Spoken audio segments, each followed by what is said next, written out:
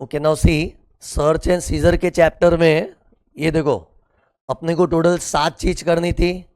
उसमें अपना ये 6 तो हो ही चुका था। ये 7वीं चीज अभी चल रही है, खत्म नहीं हुआ, ये चल रही है अभी। ओके अभी असेसमेंट इन सर्च केसेस में इसके अंदर भी अपने को टोटल कितनी चीज पढ़नी है? कितनी? 4 चीज। एक तो ब्लॉक असेसमेंट होता कैसे, सर्च होने के बाद, रेड होने के बाद, एंड फिर कंप्यूटेशन, नोट, सेक्शन वाइज, ये अपने को पढ़ना है। और प्रोसीजर अपना मोटा मोटी हो चुका है, एक आध पॉइंट थोड़ा बाकी रखा है मैंने। प्रोसीजर में 3 स्टेप थे। स्टेप 1 में उसको नोटिस भेज के रिटर्न भगवाते for the block period. Block period मतलब ये वाला पीरियड, मतलब प्रीसीडिंग 6 ईयर्स और करंट ईयर का एक टुकड़ा up to the date when search is completed, इतने पीरियड का रिटर्न फाइल करवाते within the time prescribed in the notice.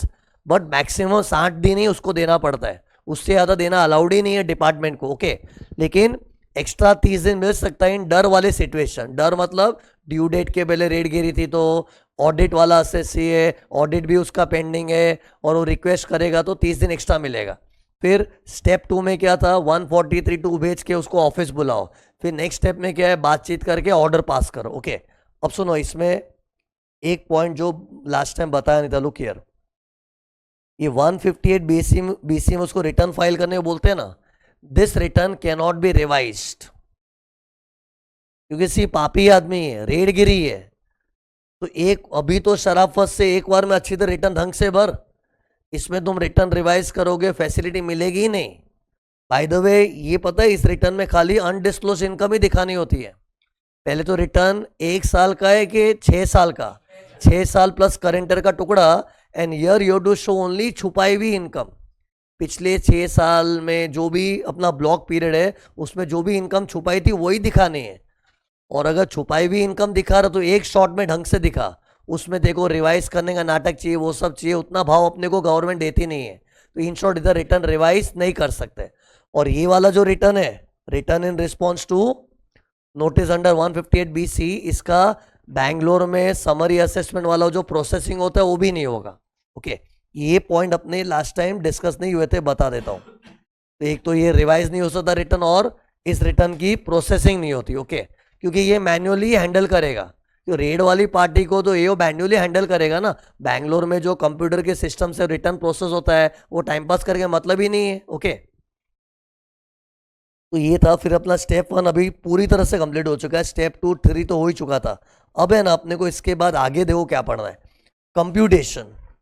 C block period का जब असेसमेंट होता है तो उसमें इनकम कैसे कंप्यूट होती है, तो सुनो, एक पॉइंट तो मैंने बता ही दिया था, computation will be focused on total income और only undisclosed income. Undisclosed income ये अनयूजुअल बात है। जनरली असेसमेंट होता है ना तो असेसमेंट भले एक आध कोई झोलझाल मिला उसको लेके हुआ होगा, लेकिन कंप्यूटेशन तो टोटल इनकम का टोटलिटी में होता है। और पहले अगर तुमने कुछ भरा है तो एडजस्ट कर देते, लेकिन कंप्यूटेशन तो टोटलिटी में होता है, हेड वाइज भी होता है। इधर पता है कैसा है, कंप्यूटेशन टोटलिटी में नहीं होगा, अनडिस्क्लोज इनकम का ही कंप्यूटेशन होगा। और इधर हेड वाइज अरेंज करने की जरूरत भी नहीं है, क्योंकि पता है हेड वाइज अरेंज करना कितना कंफ्यूजन हो जाएगा। पहले तो हम लोग को एक ईयर को लेके बैठे कि 6 साल प्लस करेंट ईयर का टुकड़ा। अब उसमें इतना सारा ब्लैक का पैसा है, कौन से साल कमाया था, कैपिटल गेन से कमाया था, इनकम फ्रॉम हाउस प्रॉपर्टी से कमाया था, वो हेड वाइज करना तो बहुत कॉम्प्लिकेटेड हो जाता है। क्योंकि जिसके घर 100-200 करोड़ रुपया पड़ा है उसको खुद को याद नहीं होगा कि मैंने 2 साल पहले कमाया था कि 3 साल पहले कमाया था, कैपिटल गेन से आया था कि रेंट इनकम से आया था। इससे पता इधर सिंप्लिसिटी रखने के लिए क्या रखा इन लोग ने, हेडवाइज करने का जरूरत नहीं है, जो भी छुपाई हुई इनकम है उसी को लेके अटैक करेंगे और फ्लैट 60% टैक्स।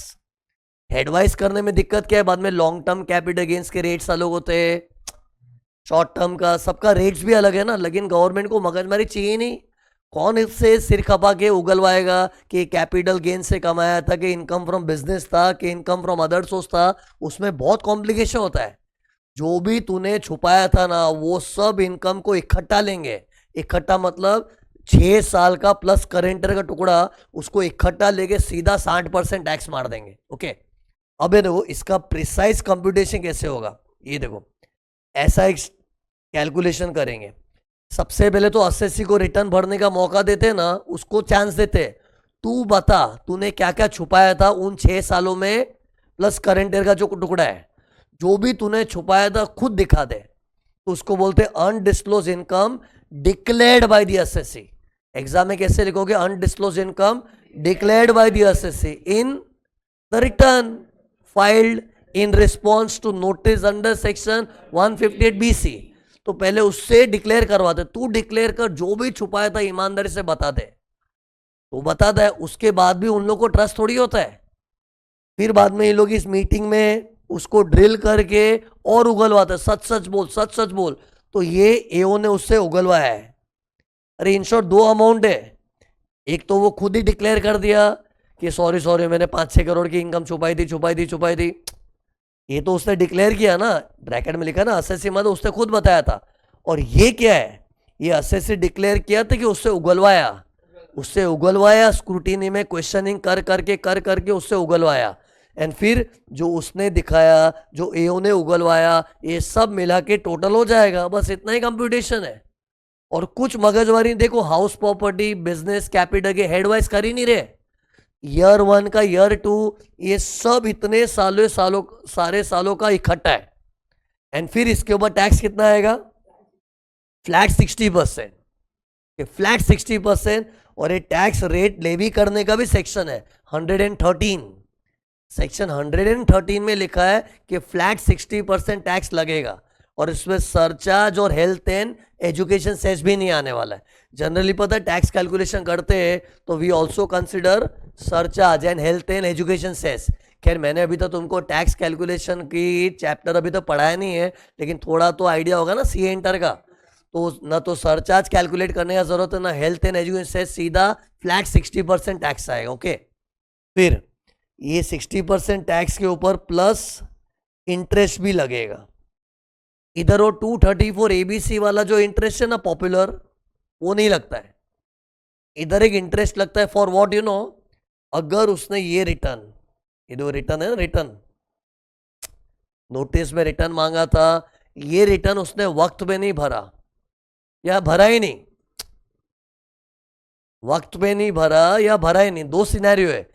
या तो उसको जो स्पेसिफाइड टाइम दिया था रिटर्न भरने का, उससे 1-2 दिन लेट हो गया, या फिर रिटर्न भर ही नहीं रहा है। दोनों केस में इंटरेस्ट लगेगा। और इंटरेस्ट पता है कितना लगेगा? गैस कितने पीरियड का लगेगा? जैसे उसको बोला था 60 दिन में रिटर्न भर, उसने 60 दिन के बदले 75 डेज ले लिया। ये एक्सटेंशन भी नहीं मिला था, 60 डेज का रिटर्न भरने का टाइम था, he took 75 days to file the return. तो पब्लिक क्या सोचेगी?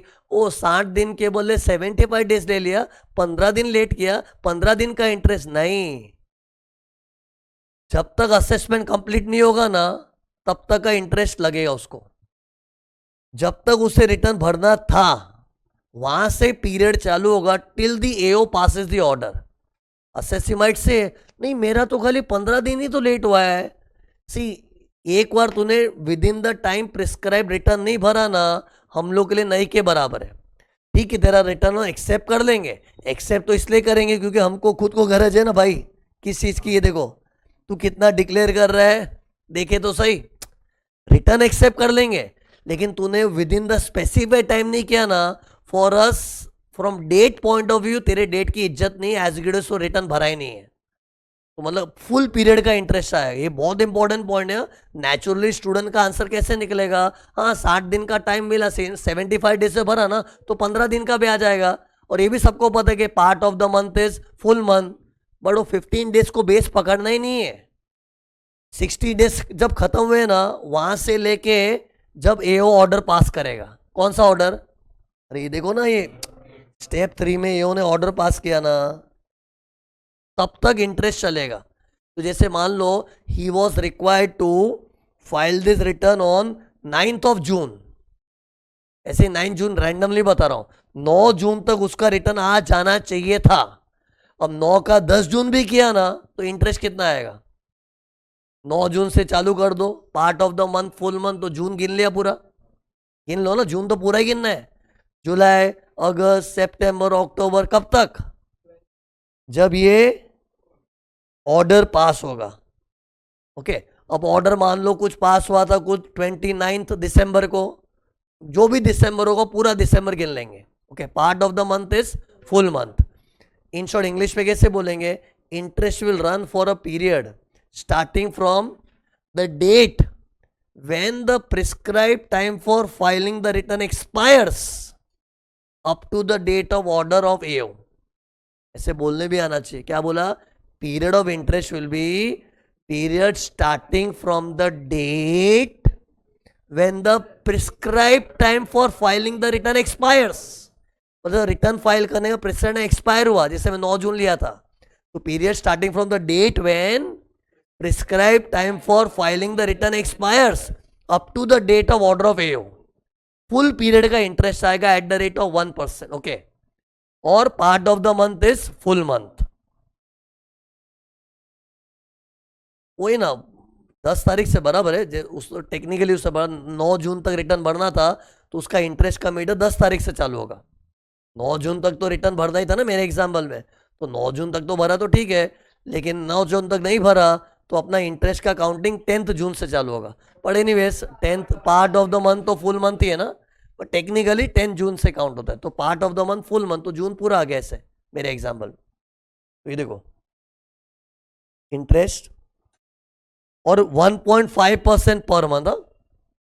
आई थिंक गलती से 1% बोल दिया.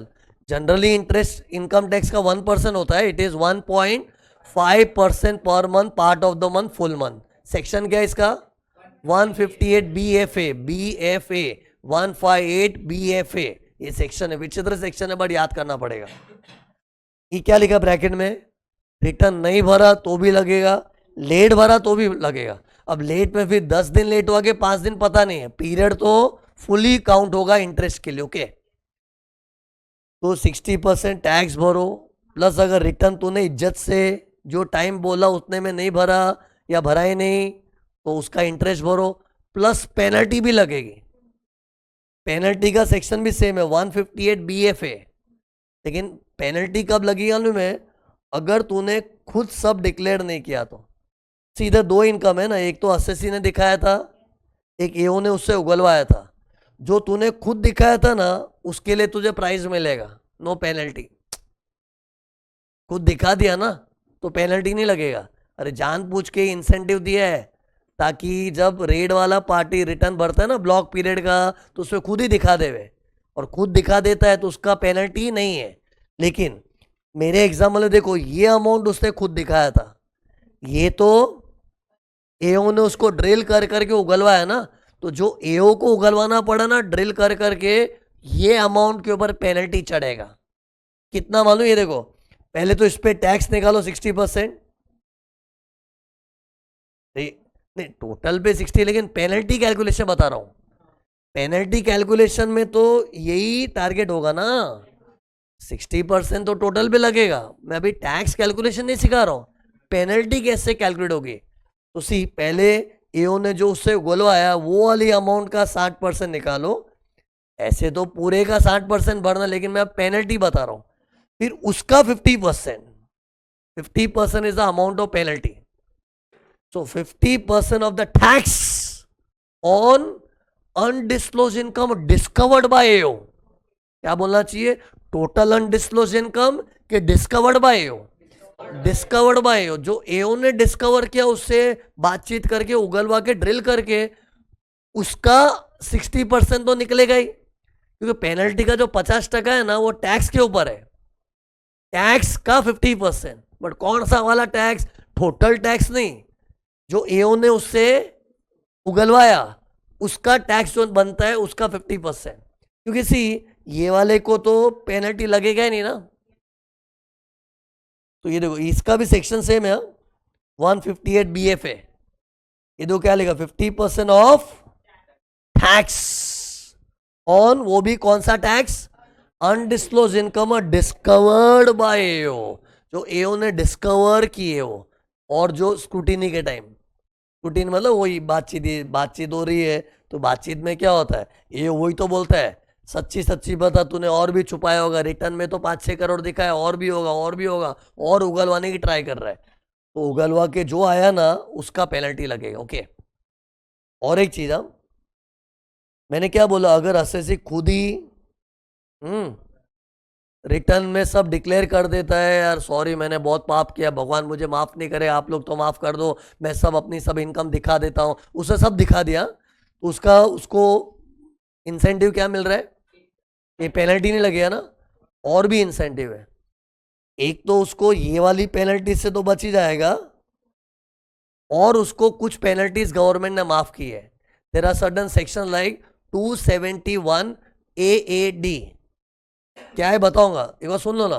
Penalty under section 271 AAD, penalty under section 271D, 271E, 271 डा, DE डा, AAD, DE डा, ये क्या है बताऊंगा। इन सब पेनल्टी से उसको मुक्ति मिल जाएगी। मुक्ति चाहिए तो खुद डिक्लेयर कर दे तेरी छुपाई हुई इनकम। कहाँ डिक्लेयर करना है? इन द रिटर्न जो तेरे को भरना पड़ेगा स्टेप 1 की नोटिस में, है ना। तो रिटर्न भरने का ये जो प्रिविलेज है ना, इसको अच्छा यूज करो, इधर सब दिखा दे। दिखा देने का फायदा क्या है? एक तो ये वाली पेनल्टी से तो बच ही जाएगा, और बोनस भी एक्स्ट्रा। बोनस में क्या है? अरे तो मेन प्राइस है, बोनस प्राइस क्या मिल रहा है? 271 AAD,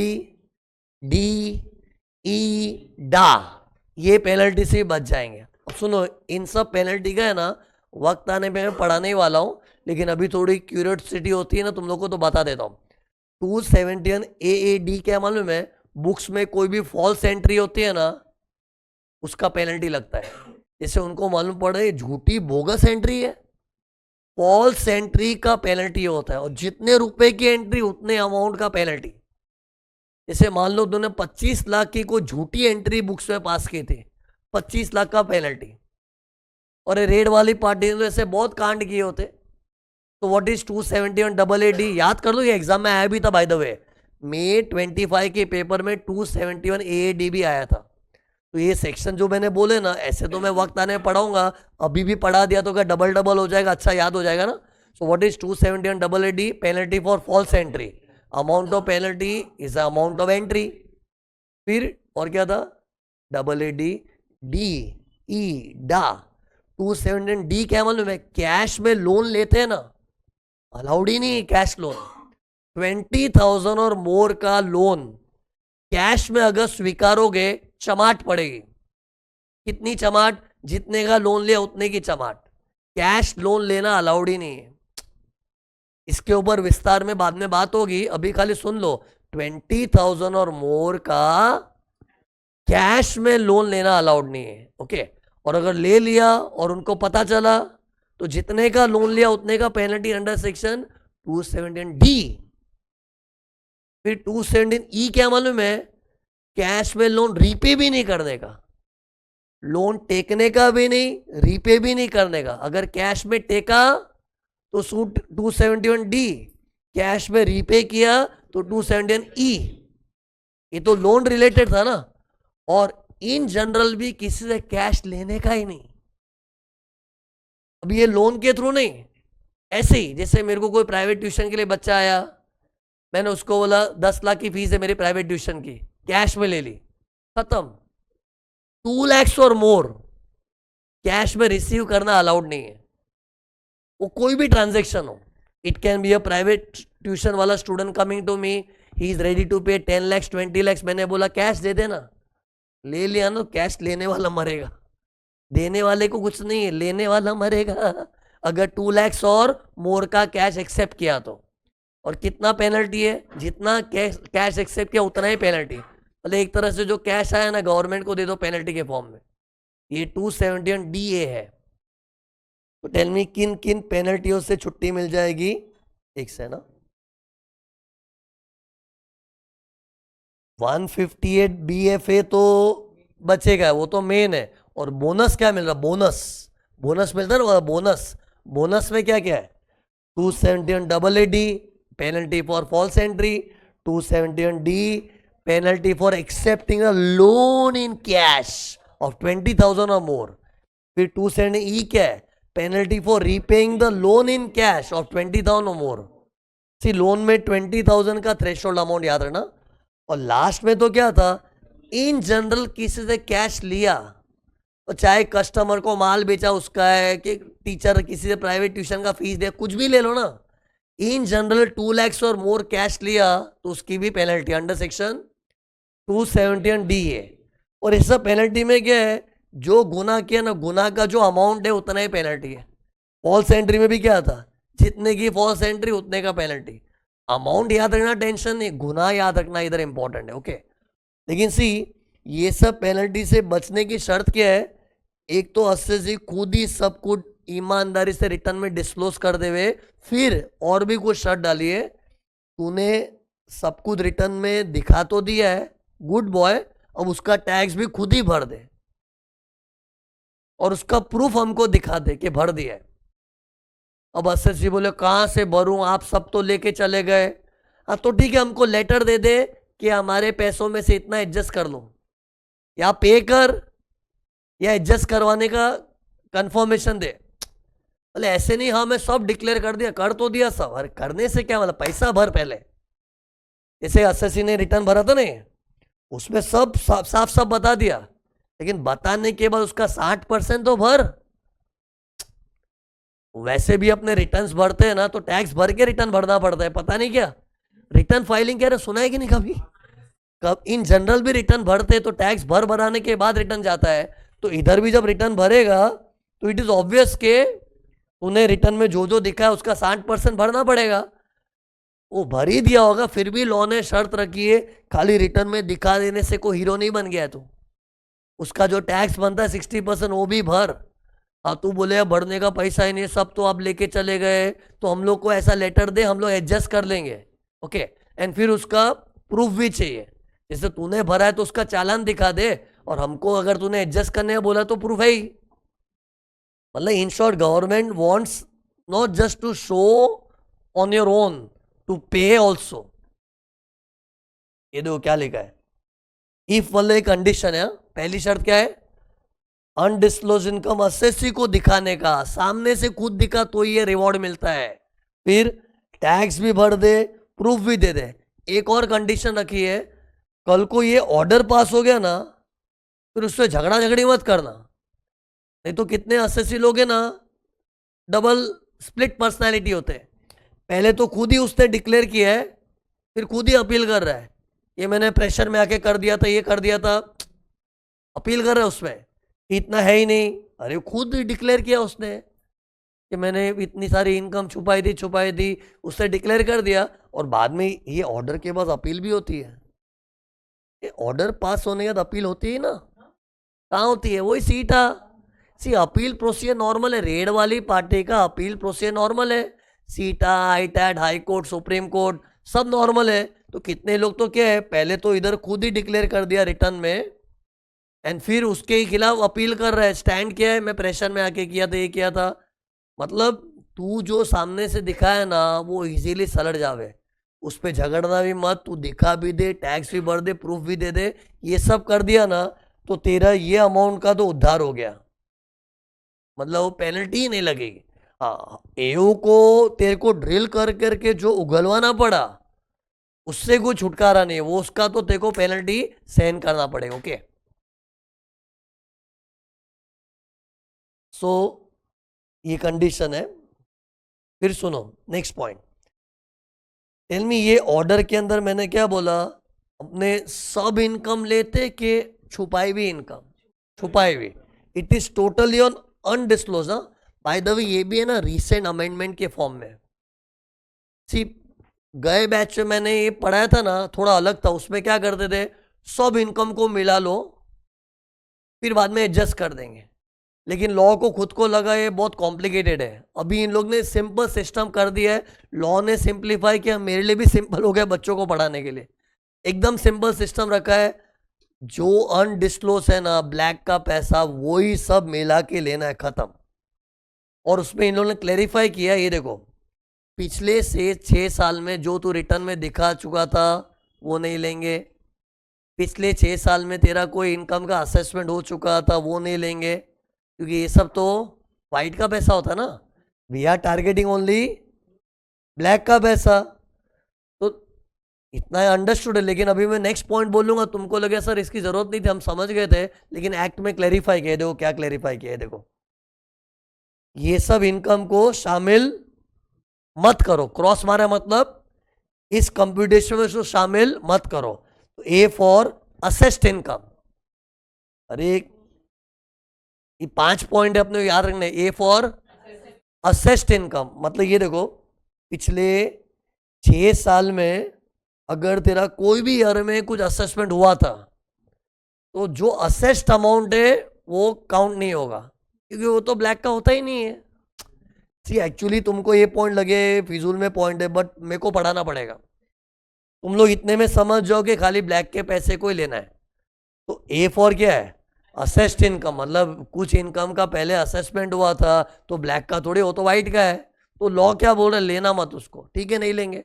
फिर R for return income, means उन 6 सालों में कोई ईयर का असेसमेंट नहीं हुआ था, लेकिन रिटर्न में दिखाया था, तो रिटर्न में दिखाया मतलब वो भी तो वाइट का है, वो भी मत लो, ये भी अंडरस्टूड है। अब बी फॉर, अगर कोई इनकम का असेसमेंट नहीं हुआ था, रिटर्न में भी नहीं दिखाया था, लेकिन दोनों बुक्स में लिया है प्रॉपरली, बड़ो बुक्स में भी लिया हुआ हम लोग छोड़ कब देंगे, प्रोवाइडेड तो रिटर्न में इसलिए नहीं दिखाया क्योंकि रिटर्न भरने का टाइम अभी तक आया नहीं है। ये आर तो क्या था, रिटर्न में दिखा चुका हूं। बी फॉर रिटर्न में दिखाया नहीं है क्योंकि रिटर्न भरने का ड्यू डेट ही नहीं आया है, लेकिन बुक्स में मैंने प्रॉपरली लिया हुआ है, दैट इज बी। जैसे ये देखो, this point will suit only ये वाला। ये ईयर 6 देखो ना मेरे एग्जाम्पल में, ईयर 6 की इनकम का रिटर्न भरने का तो शायद ड्यू डेट भी आया नहीं होगा, एज ऑन द डेट जब रेट गिरी ना। अरे मान लो ये देखो, इधर इधर रेट गिरी थी अपने घर में जून महीने में, जून महीने में रेट गिरी थी, जून, तो अपना तो ये साल का रिटर्न भरना तो पॉसिबल भी नहीं है। तो इस साल के लिए लॉ ने क्या बोला, चल इसका तो तू रिटर्न में दिखाए, वो हम उम्मीद भी नहीं कर सकते क्योंकि रिटर्न भरने की तारीख ही नहीं आई है, लेकिन इस साल की इनकम को हम लोग बख्श देंगे प्रोवाइडेड तूने बुक्स में प्रॉपरली लिया हुआ है, properly your recorded in the books. See इसके पहले वाली साल का तो रिटर्न का ड्यू डेट्स निकल गया होगा ना, कौन से ईयर्स का बता रहा हूं, ईयर 1 से लेके ईयर 5 का तो रिटर्न भरने का ड्यू डेट निकल ही गया है, तो उसको व्हाइट का क्लीन चिट कब मिलेगा, या तो तू रिटर्न में दिखा दिया था या फिर तेरा असेसमेंट हो चुका था, तो ये व्हाइट का पैसा है। इन शॉर्ट एक तरह से व्हाइट वाली चीज को अपने काउंट नहीं कर रहे। एंड व्हाट इज व्हाइट का पैसा, या तो इन दिनों में तेरा असेसमेंट हो गया था वो इनकम भी छोड़ देंगे, इन दिनों में रिटर्न में दिखा दिया था वो भी छोड़ देंगे, या फिर ये साल पर्टिकुलरली उसका रिटर्न भरने की ड्यू डेट आई तो नहीं, तो तेरे से ये तो नहीं उम्मीद कर सकते रिटर्न में दिखा दिया होना चाहिए, बुक्स में दिखा दिया होना चाहिए। बट ये बी वाला था नहीं, अपने कीवर्ड में था ना आरबंट, आरबंट में जो बी है क्या है, B for books of accounts में लिया हुआ रहना चाहिए, the income for which the due date has not expired, the income for which the due date of filing return has not expired, then such income should have been taken in the books.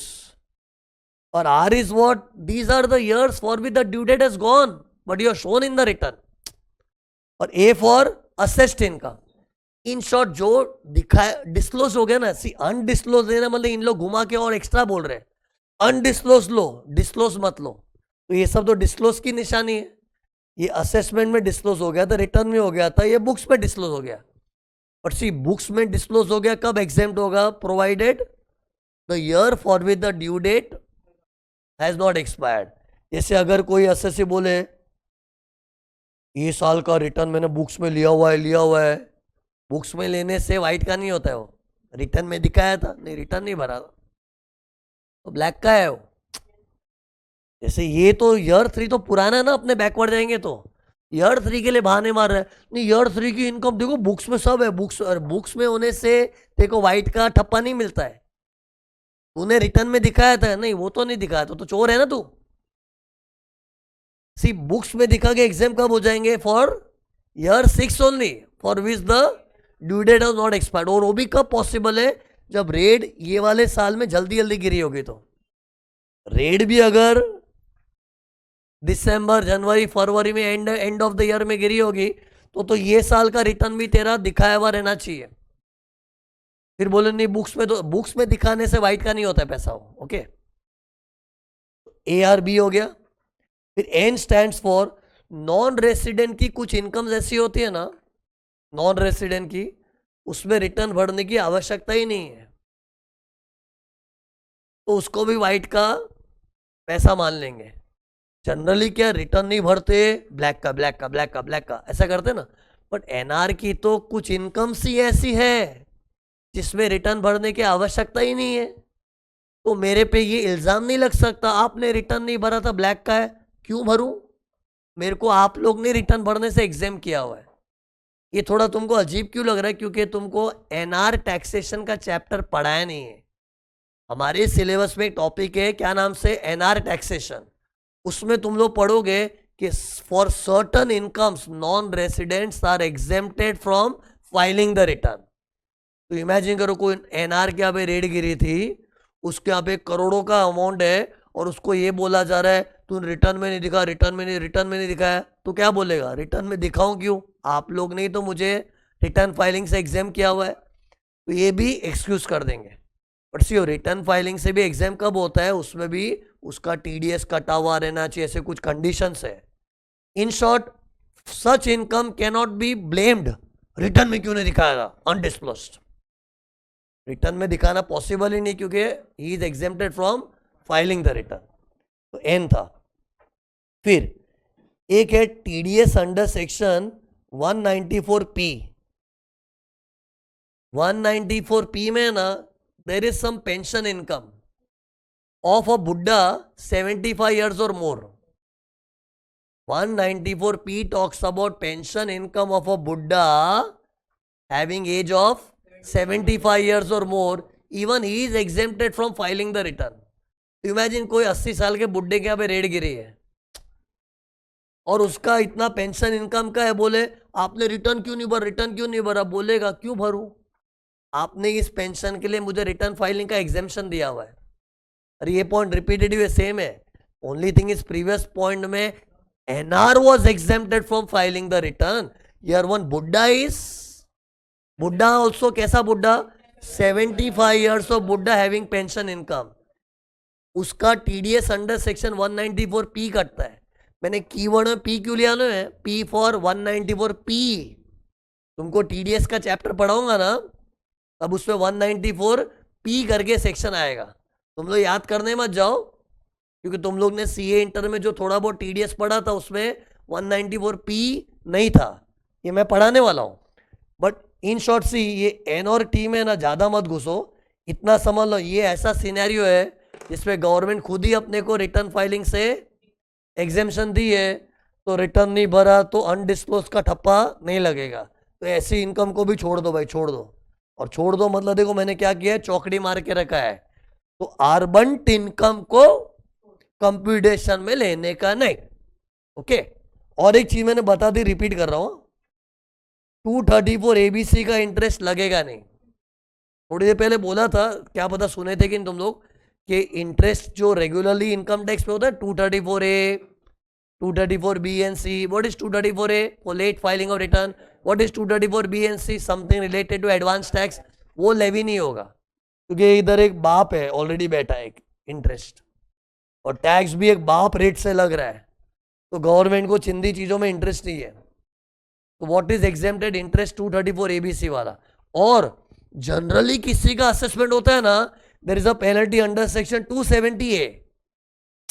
जैसे आज मान लो मेरा regular assessment हुआ, या फिर best judgement assessment हुआ, या फिर इनकम एस्केपिंग असेसमेंट हुआ, यही होता है ना। ब्लॉक के अलावा और क्या होता है बताओ, ब्लॉक असेसमेंट के अलावा और क्या होता है, बात कर, regular, best judgement, income escaping. तो इन सब असेसमेंट्स में ना कुछ झोलझाल मिलता है ना, तो 270 कैपिटल ए वाला पेनल्टी लगता है, 270 कैपिटल है।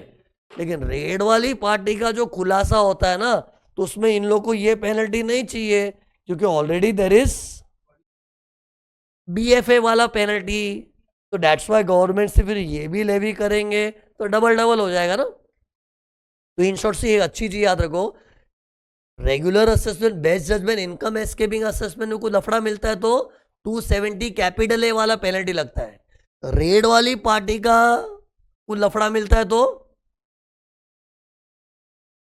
158 BFA वाला पेनल्टी लगता है। वो भी कैसा, जो एओ को उगलवाना पड़ा, खुद ही बता दिया तो पेनल्टी भी नहीं है, क्योंकि टैक्स 60% लग रहा है यार। तुम लोगों को लगे ये पेनल्टी खाली इतने पोर्शन भी लग रही है, कितने, जो एओ ने उससे ड्रिल करके निकलवाया, तो डोंट थिंक कम है। टैक्स का रेट देखा नहीं, जनरली टैक्स कम एट 30%, एक जनरल रेट बता रहा हूं, डबल हो गया यार, कम है क्या यार। इसे ये वाली पेनल्टी थोड़ा लाइट डोज ही देखने है, तो वो भी किसमें, जो एओ को मेहनत करके जिसे उगलवाना पड़ा। ओके, और एक point, tell me, block assessment हम लोग कितने सालों को एक साथ लेके बैठते हैं? 6 साल। तो सी, अगर असेसी कोई बोलता है इन 6 सालों के पहले का मेरा कोई लॉस है भाई, वो तो एडजस्ट करवा लो। ये ब्रॉड फॉरवर्ड तो क्या है, लॉस चले आ रहा है चले आ रहा है चले आ रहा है, तो चलते हुए के लॉस को तो एडजस्ट कर लो। तो उसको बोलेंगे भाई ये तेरा पहले का लॉस जो पड़ा है ना, उसको एक और ब्रेक लग जाएगा। ब्रेक लग जाएगा मतलब इस पीरियड में उसको सेट ऑफ करने नहीं मिलेगा। अब उसमें तेरे थोड़े इयर्स वेस्ट हो गए, अब बच्चे कुछ साल में फ्यूचर में सेट ऑफ करना। पता है लॉसेस का 8 साल कैरी फॉरवर्ड करते, लॉस 8 साल कैरी फॉरवर्ड होते हैं ना। तो सी, इमेजिन ये 6 साल के पहले उसका कुछ लॉस हुआ था, ओके, उसके कैरी फॉरवर्ड के 8 साल होते, जस्ट पहले का ही लॉस है, एकदम 6 साल के पहले वाले साल का। तो उस साल का लॉस का जो 8 साल होता है ना, तो उसमें तेरा ये सब वेस्ट हो जाएगा, क्योंकि इस पीरियड में तुझे एडजस्ट ही नहीं करने मिलेगा। हाँ, बाद में जब फ्यूचर में रेड के बाद जब नॉर्मल दिन आ जाएंगे, जब तू रिटर्न भरेगा, तब तू बचे कुचे पीरियड में तेरा वो जूना लॉस एडजस्ट कर। बचे कुचे पीरियड मतलब 6 साल जितने तो लैप्स हो गए ना अपने। बट इस ब्लॉक असेसमेंट की कंप्यूटेशन में जूना लॉस घुसेड़ने का नहीं। ओके,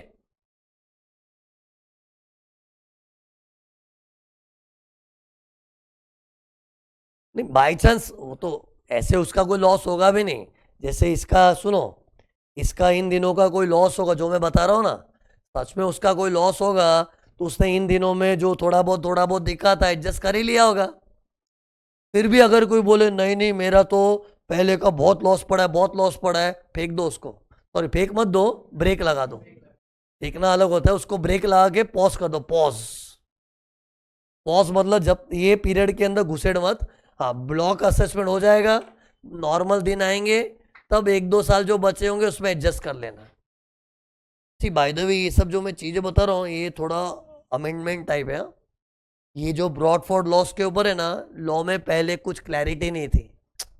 ओके, आर्बंट वाला पॉइंट भी अमेंडमेंट है, और हाँ, सिर्फ अनडिस्क्लोज इनकम पे अटैक करना ये भी अमेंडमेंट है। स्क्रीन पर मैंने जो जो हाईलाइट किया ना, ये नई चीज है, बाकी सब मैंने पुराने बैच में पढ़ाया था। But the things which I highlighted right now in front of you on the screen, if you can see, these are the new things. Okay, anyway, जो पहली बार पढ़ रहा है उसके लिए नया पुराना एक बराबर है, लेकिन क्या बच्चों को एक अमेंडमेंट का शौक होता है ना, जानकारी रखने का, अमेंडमेंट अमेंडमेंट, तो वो क्यूरियोसिटी के लिए बता रहा हूँ। ओके, और खास करके क्या जो पुराने रिपीटर्स होते हैं उन लोग को बताना पड़ता है कि चलो पहले पास नहीं हुआ था, अभी पास होने की ट्राई कर रहा है, तो they have to be updated about the amendments. Okay, तो ये जो मैंने हाईलाइट किया ये थोड़े लेटेस्ट रूल्स है। इससे इधर क्या लेटेस्ट है, पहले क्या होता इधर सब टोटल कर लो, बाद में तूने भरा था एडजस्ट कर देंगे, लेकिन इधर टोटल का मगजमारी क्यों करना है, जो जो ब्लैक का पैसा है उसको ही डाल के ऑर्डर पास करो। ओके, ये हुआ। फिर सुनो, एक्चुअली ना ये बहुत सारी चीजें ना मैंने एक पेज पे सम अप करके दे दी है। ये काफी शॉर्टन हो चुका है, इसका ओरिजिनल वर्जन तुम लोग देख लेना। स्टडी मटेरियल तो नहीं आई नहीं है तुम लोग की, लेकिन जब आएगी तब देखना, इतना भर भर के दिया होगा, लिख के देता हूँ। Okay, it is just put up in just 1 page.